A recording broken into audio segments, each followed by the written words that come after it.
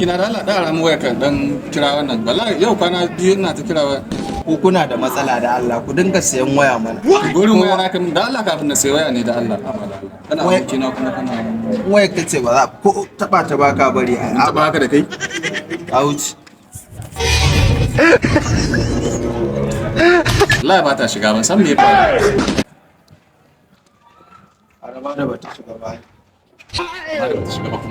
I want problems always. Akwai matsala ta da kai.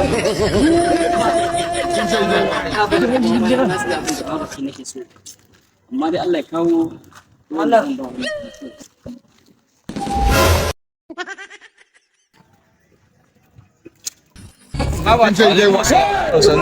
da Allah ku ci na raina wani biskit na siya kuma na ci gaba ɗaya shi da Allah gashi Ba matsala mun gode fa. Yawa mun gode. Wai wace ce ta mata gage mun muna? A ce maka yarinya ne ce kuma ta. Maskiya ce an ya so maka. Sai dai why? What's happening?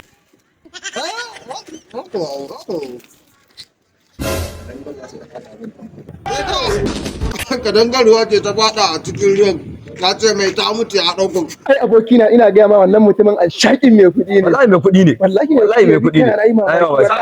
Alaikum salam. Aka ce wai furera ta mutu. Wata furera? Furera dai budurata ta gidan nan. Kadangarwa ce ta fada ruwa ta mutu. Kadangarwa kuma. Kadangarwa. Ina so. Sai dai why? ayo